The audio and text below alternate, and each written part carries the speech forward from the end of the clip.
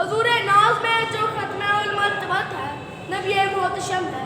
اما بعد صدر مکہ لیکن صدر کرام اساتذہ کرام اور اس محفل کو چمکانے والے درخشن داستاروں، آج جو موضوع زینت سخن قرار پایا ہے وہ ہے سیرت رسول عربی صلی اللہ علیہ وآلہ وسلم. سامنے محترم، دنیا میں ایسے کوئی انسان پیدا نہیں ہوا جس نے اپنے دعوے کی صداقت کے لیے اپنے آپ کو دلیل بنا کر پیش کیا ہو. یہ ایسے مشکل ہی نہیں بلکہ ناممکن ہے کہ کوئی قائد، مسلح یا کوئی پیشوا اپنے دعوے کی صداقت کے لیے اپنے آپ کو نمونہ بنا کر پیش کرے. مگر قربان جاؤں ذات بابرکات کے جسے خداوند کریم نے مکمل نمونہ بنا کر بھیجا اور اس پر اپنی گواہی کی مہر ثبت کر دی.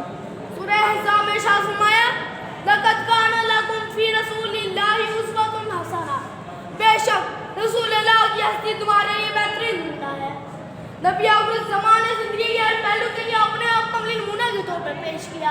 اللہ نے نبوت سے پہلے ساتھی قدم میں اقرار پائے، تجارت میں ایمانداری اور منصفانہ لین دین کو ٹھیکی چھپی بات کر دی. پورا مکہ اس کا گواہ تھا اور مکہ کے امیر اور پاک باز خاتون کی نگاہوں کا مرکز شہر. آنے شباب میں پاک بازی کی زندہ مثال تھے، ایمانتوں میں امین تھے، جگروں میں ضامن تھے، یتیموں کے والد تھے، غلاموں کے مولا تھے، لہو لہانوں کا بھی دعا گو تھے. شیب ابی طالب میں صبر کا پیکر تھے اور جب فاتح مکہ ہوئے تب لوگوں کا عجز کلہ پر یہ الفاظ تھے جو آج تم سے کوئی بات پوچھ نہیں. تاریخ اگر ڈھونڈے گی ثانیہ محمد، تاریخ اگر ڈھونڈے گی ثانیہ محمد، ثانی تو بڑی چیز ہے سایہ نہ ملے گا. میں آج